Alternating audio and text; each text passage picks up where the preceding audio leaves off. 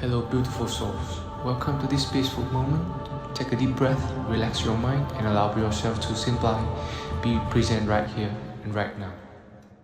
Let me tell you something most people won't. The world doesn't care about your peace. It feeds off your reaction. The more emotional you are, the easier you are to control. The more you care what people think, the more they own you. And as Buddha once said, you will not be punished for your anger, you will be punished by your anger. That one truth alone explains why most people suffer, not because of what happens, but because of how they respond. But what if you could walk through betrayal, manipulation, and judgment and feel absolutely nothing? What if no one could shake your peace, not even life itself? Today, we're diving into 10 brutal yet liberating Buddhist principles that will make your mind untouchable. These aren't soft, sugar-coated ideas. These are hard truths, and they'll set you free. 1. People use you until you stop letting them. It's a hard truth, but one you need to hear. People will continue to take advantage of your kindness for as long as you allow it. The more you give without setting boundaries, the more others begin to expect, and eventually they stop appreciating it. Kindness is a beautiful quality, but without wisdom and limits, it can quickly turn into self-destruction. Buddhism teaches compassion, yes, but not at the cost of your self-respect. True compassion includes knowing when to say no, when to walk away, and when to protect your own peace. You're not being cruel by creating distance from those who constantly take from you. You're simply choosing to honor your own energy. When you continue to give while others continue to take, you slowly begin to lose yourself. Your kindness becomes a burden, not a blessing. And here's the painful part. People will rarely stop using you out of guilt. They will only stop when you stop allowing it. So, draw the line. Create space. Respect yourself enough to recognize when someone is only around for what you can do for them. You are not here to be everyone's emotional dumping ground or personal problem solver. You are here to grow, to heal, and to protect the light within you. Remember, protecting your energy is not selfish, it's sacred, and no one else is going to do it for you. 2. Your emotions are being used against you. Most people don't realize this, but your emotions are one of the easiest ways for others to control you. The moment someone knows what triggers you, what makes you angry, insecure, jealous, or desperate, they can push those buttons anytime they want. And once they can control your emotional state, they can control your behavior, your decisions, and even your peace. Buddhism teaches us not to suppress emotions, but to observe them without attachment. When you react blindly, you're handing your power over to whoever triggered you. Think about it. How many times have you said or done something you later regretted, simply because someone got under your skin? That's not power. That's emotional slavery. The world is full of manipulation, from social media to toxic relationships to environments designed to provoke strong emotional responses. Why? Because emotional people are easier to control. Fear, anger, jealousy, and desperation can cloud your judgment and lead you down a path that isn't even yours. To stay mentally unaffected, you must become emotionally intelligent. You must train yourself to pause before reacting, to sit with your feelings instead of being ruled by them. You can feel anger without lashing out. You can feel fear without running. That's the strength Buddhism builds. Calm in chaos. Awareness in emotion. Remember this, the more emotionally reactive you are, the more easily you can be controlled. But when you master your emotions, no one can use them against you. You become unshakable, and that is true mental freedom. 3rd, kindness without power is self-destruction. Kindness is one of the most respected virtues in Buddhism, but kindness without strength becomes a weapon used against you. The world doesn't always reward those who are nice.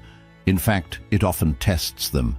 If you're constantly kind to others while allowing them to walk all over you, you're not being spiritual, you're being silently destroyed. Buddhism teaches balance. Compassion must be paired with wisdom. Too often, people confuse being kind with being passive, and that's where the suffering begins. You say yes when you want to say no. You keep giving chances to people who don't deserve them, and you smile to keep the peace while dying inside. That's not enlightenment. That's emotional self-betrayal. Here's the truth. Not everyone deserves your kindness. Some people see your gentle nature as an opportunity to manipulate you, to take advantage of you, to use your silence as permission. And unless you learn to balance kindness with boundaries, your good heart becomes a target for those who seek to drain it. Being truly kind doesn't mean you allow people to disrespect you. It means you help where you can. But you also walk away when needed.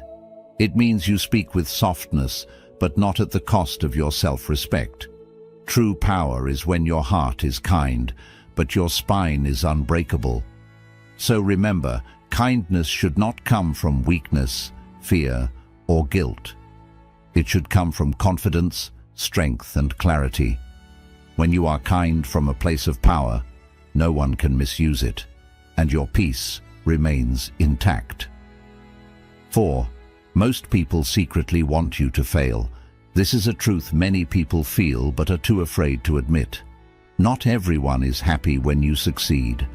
In fact, some of the people closest to you may secretly wish for your downfall. They smile in front of you.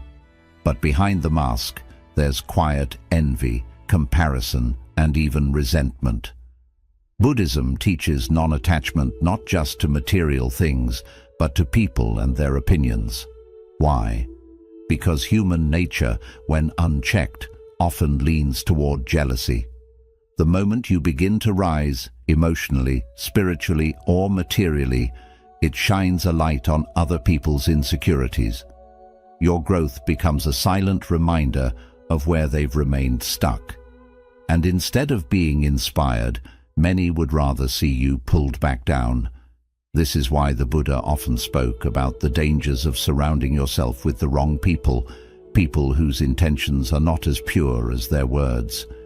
You don't need loud enemies to fall. Sometimes all it takes is silent ones, disguised as friends, family, or even well-wishers, to plant doubt, to withhold support, to quietly hope you stumble. The lesson: protect your energy by being selective with who you share your dreams, plans, and progress with. Not everything needs to be announced. Let your growth be private, your peace be sacred, and your progress speak for itself. Understand this: your success will test people's character more than your failure ever will. And that's okay. You're not here to be liked by everyone. You're here to rise, with or without applause. So walk your path with awareness, not bitterness. And remember, a peaceful mind needs no crowd. It needs clarity, solitude, and a circle that doesn't get smaller when you shine. 5. Not everyone deserves access to you. Your time, your energy, your presence, these are sacred. But the painful truth is that many people treat them like they're disposable. Not because they're evil, but because you've made yourself too available. The more accessible you are to everyone, the more invisible your value becomes. Buddhism teaches mindfulness, not just of your thoughts, but of your space. Who you allow into your life affects your inner peace. Every person carries energy. Some uplift you, others drain you. Some bring calm, others bring chaos. If you're not careful, you'll find yourself mentally exhausted, not because of life, but because of the people you've allowed too close. You are not required to be everything for everyone. You don't owe anyone unlimited access to your emotional energy, your kindness, or your attention. Setting boundaries isn't being rude, it's being wise. Just like a temple is not open 24/7 to every passerby, your mind and soul deserve the same protection. And here's something many struggle to accept. Sometimes you have to distance yourself from people you care about because they no longer align with your peace. You can love someone and still recognize they are not healthy for your mind. Buddhism teaches non-attachment, even to people. It's not about cutting everyone off. It's about choosing who aligns with your growth. So protect your circle. Let your presence be earned, not exploited. You are not an open door, you are a sacred space. And not everyone deserves the key. 6. Comfort is a trap disguised as safety. Most people think comfort equals peace. But in truth, comfort is often the quiet killer of your potential. It feels good, it feels safe, it feels familiar. But that's exactly why it's dangerous.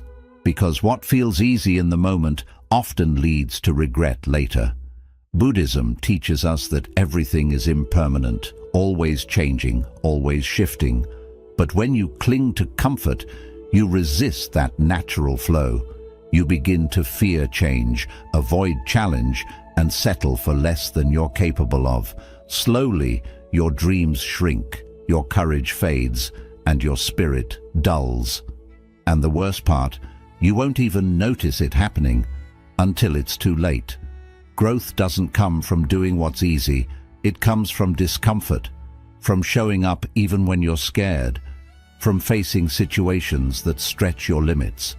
And that's what the Buddhist path is all about. Stepping beyond the illusions of ease and stepping into awareness. Just like still water becomes stagnant, so does the human soul, when it avoids the unknown. The comfort zone is not your friend. It's your silent prison. It convinces you that safety is more important than purpose, that stability is more valuable than self-discovery. So the next time something feels too comfortable, ask yourself, is this peace? Or is this paralysis? You were not meant to play small. You were meant to evolve. True inner peace doesn't come from avoiding difficulty. It comes from growing through it, not a knife. Rejection hurts. 7. Rejection is a mirror, not a knife. There's no denying that.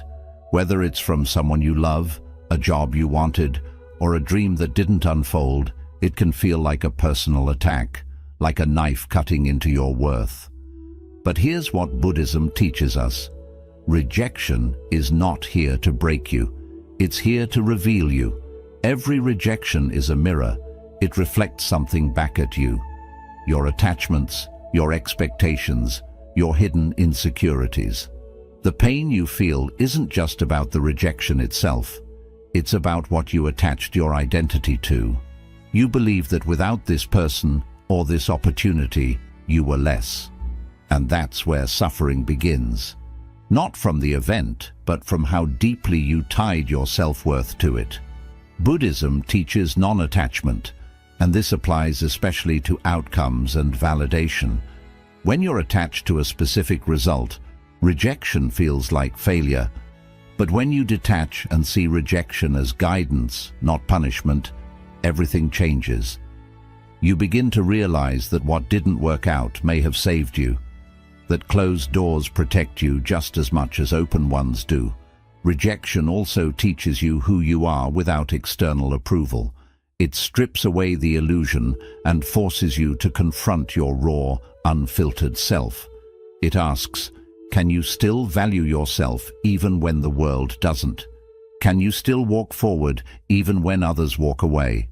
This is where your power begins, not in being accepted, but in accepting yourself when no one else does. So the next time you're rejected, don't let it stab your self-worth. Let it reflect your strength. Let it reveal where your healing still lives. Let it remind you, you are not here to fit into every place. You are here to grow into the right one. 8. Validation is the fastest way to lose yourself. At some point in your life, you started seeking approval. Maybe as a child, trying to win a parent's attention. Maybe at school, trying to fit in. Maybe now, scrolling endlessly, hoping someone will like, comment, or applaud your existence. It starts small, harmless even, but it grows silently, and before you know it, Your self-worth isn't coming from within anymore. It's coming from outside sources that you can't control. That's the danger. You begin to trade your authenticity for applause. You wear masks to be accepted. You adjust your personality to be liked. You hold your tongue to avoid judgment. You post what people want to see. You say what others want to hear. And in that quiet exchange, piece by piece, you disappear. Buddhism teaches us that freedom begins when we stop clinging. And one of the deepest attachments is the attachment to being liked, to being approved of, to being told you're good enough. But here's the truth. If you constantly seek validation, you're living a version of your life that isn't even yours. You're building your identity on shifting ground, other people's moods, opinions, biases, and insecurities. And that foundation, it will collapse. Because no matter how hard you try, you will never be enough for people who don't even know who they are. Ask yourself, what parts of me have I silenced just to be accepted? What dreams have I buried to stay normal? What truths have I hidden because I feared being alone? That's how you lose yourself, not all at once, but in small daily compromises. Validation is a trap because it feels good temporarily. It gives you a dopamine hit. It reassures your ego, but it also makes you a prisoner of people's approval. And the day they take it away, which they always do, you're left empty, anxious, and unsure of who you even are without their applause. Buddhism teaches us to walk the middle path, a life of balance and awareness. It doesn't say we shouldn't appreciate praise, but it warns us not to become dependent on it. Because the person who stands in their truth without needing to be understood is free. The day you stop chasing validation is the day you begin to heal. You begin to speak your truth, even if your voice shakes. You begin to live your purpose, even if no one supports you. You begin to dress, think, speak, and exist in alignment with your soul, not society. And that right there is where peace begins. You don't need to prove anything to anyone, not your worth, not your intelligence, not your goodness, not your success. You are not here to be universally liked. You are here to be deeply, unapologetically, fully yourself. The moment you stop needing their approval, you reclaim your power. And the world, it might resist you at first, but eventually it will respect you. Because people may like you for your performance, but they'll remember you for your authenticity. 9. Silence makes you dangerous. In a world addicted to noise, silence is rebellion. Look around. Everyone is rushing to speak, to argue, to prove a point, to post their thoughts, to be loud enough to be noticed. But the more people speak, the more they reveal their insecurities, their desperation, and their lack of control. Buddhism teaches something radically different. The most powerful voice is often no voice at all, because silence isn't the absence of sound, it's the presence of power. When you are silent, you are not withdrawing. You are commanding. You are telling the world, I don't need to convince you. I know who I am.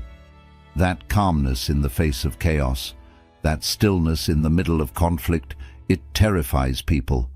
Because silence removes the game, it removes the reaction, it removes the control others try to have over you. You become unreadable, and unreadable people cannot be manipulated. Let this truth settle deep. The louder someone is, the more they reveal. They expose their fears, their insecurities, their emotional wounds. But the one who stays quiet, they remain in control. They reveal nothing, and in that nothing, they possess everything. That's why silence is feared, because it forces people to deal with themselves, with their guilt, with their intentions, with the discomfort of not being able to predict or provoke you. Buddhism teaches us to respond, not react, and sometimes the best response is no response at all. Not because you're weak, but because you've elevated beyond the level of the conversation. You don't argue with fools. You don't correct every lie. You don't chase down every misunderstanding. Why? Because peace is more valuable than proving a point. When you practice silence, you protect your energy, your mind, and your spirit. You no longer waste time explaining yourself to people who never cared to understand you. You don't drain yourself defending your actions to those who've already made up their minds. You stop performing for a world that's not even paying attention. And what happens next? You begin to observe more. You begin to understand human nature more deeply. You start hearing what's not being said. You see people's motives. You recognize manipulation. You sense dishonesty without a word being spoken. Why? Because silence sharpens intuition. You move differently. You no longer react to petty drama, shallow opinions, or emotional bait. Your presence becomes rare. Your energy becomes untouchable. And your silence, it speaks volumes. It says, I don't need your validation. I am not here to argue. I choose peace over pride. I am listening. I am watching. And I see more than you think. People will begin to wonder, why aren't you reacting? Why aren't you defending yourself? Why does nothing shake you anymore? And the answer is simple. You've mastered the skill of detachment. You've learned to protect your inner peace. And you've understood that not every battle needs your sword, because sometimes the strongest thing you can say is nothing at all. So stop speaking just to be understood. Stop reacting just to be respected. Start choosing silence as your strength, and watch how the world changes its tone when you no longer play their game. That's not silence from weakness. That's silence from control. 10. Detached like nothing belongs to you. If there's one truth Buddhism teaches with clear certainty, it is this. Clinging is the root of all suffering, yet we cling to everything: people, money, titles, identities, dreams, relationships, routines, as if they are permanent parts in a world that is always changing. But nothing is truly yours, not your success, not your possessions, not even the people you love. Everything you hold today can be gone tomorrow, and often it is. This isn't meant to make you sad, it's meant to free you, because when you truly understand that nothing belongs to you, you stop fighting so hard to keep what was never yours in the first place. You stop breaking down every time life changes direction. You stop begging for things to stay, and you start flowing with what is. That is detachment. And it's not cold. It's not careless. It's not giving up. Detachment is choosing peace over ownership. It's loving without controlling. It's working without obsessing. It's living without fearing what might leave. Imagine holding sand in your hand. If you hold it too tightly, it slips through your fingers. But if you hold it gently, it rests calmly in your palm. That's how life works. The more tightly you try to control things, people, results, situations, the more they slip away. We suffer because we convince ourselves that things are meant to stay. But the truth? Everything in this life is borrowed. Every smile, every sunset, every friend, every moment of joy, all of it is temporary. The only question is, will you enjoy it while it lasts, or will you suffer when it's gone? The Buddha taught that attachment is not love. In fact, true love exists in freedom. When you love someone but expect them to stay, change, or meet your needs, that isn't love. That's fear acting like love. True love says, I care about you, but you are free. I won't hold you with my expectations. This idea applies not only to people, but also to your goals. You can work hard for your dreams, but don't hold them too tightly. Because when life chooses a different direction, holding on to what you wanted only creates pain. You have to be like water, flexible, flowing, and open to change. Here's a truth many people avoid. The tighter you hold something, the more it hurts when life says it's time to let go. And life will say it. People will leave. Plans will fail. Things will break. And it's not personal. It's simply how life happens. That's why detachment is the highest form of spiritual strength. Not because you stop loving, but because you stop suffering from the loss. You've already accepted that everything is temporary. So what does living with detachment mean? It means you can love someone deeply and still release them when the time comes. It means you can enjoy money without fearing losing it. It means you can feel proud of your success, but still feel complete without it. It means you live fully, beautifully, and passionately without letting life control you. And that's the secret. When you stop holding on, you stop being controlled. You're no longer trapped by what leaves. You stop breaking down from change. You stop falling apart over things outside your control. You become calm, strong, and steady. Not because nothing affects you, but because you no longer try to hold what was never truly yours. And in that freedom, you finally breathe.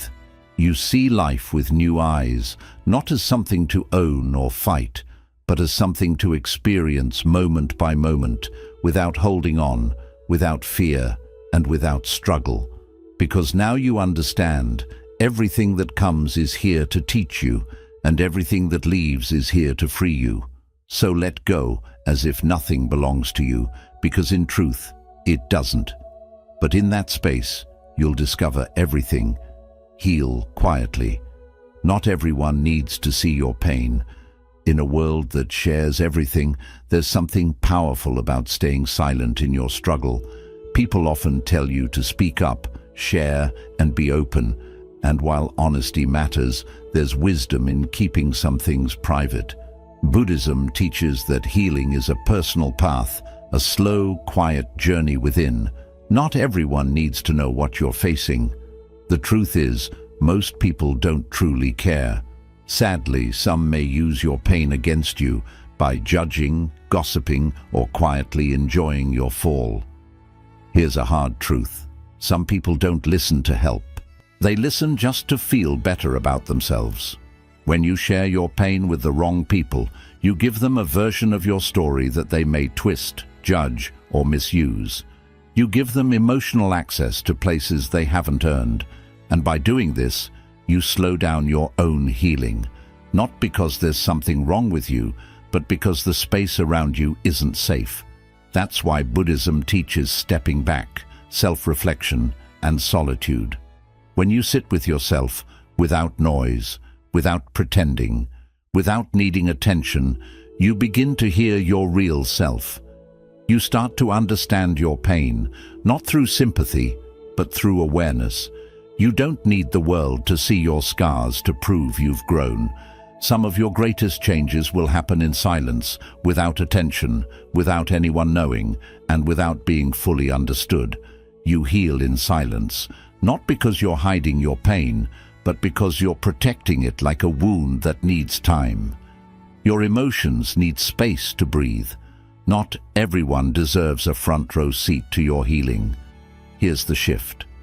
When you finally rise, quietly, calmly, completely, you won't need to explain how you reached there. Your peace will show it. Your energy will feel different. Your presence will change. The people who once saw you broken will feel something they can't explain, but they'll know you're no longer the same. So don't rush to prove your healing. Don't overshare just to be understood. Don't give your pain to those who haven't earned your trust. Sit with yourself. Heal quietly. Rebuild in private. Because your growth is sacred, and not everyone needs to see your comeback. You don't need to shout to prove strength. You don't need revenge to win. And you don't need approval to know your value. Just live by these 10 truths, and you'll move through life calm, steady, and at peace. If this video gave you clarity, like, comment, and subscribe for more deep inner wisdom. And tell me in the comments which truth connected with you the most today. Until next time, stay calm, stay sharp, and stay untouchable.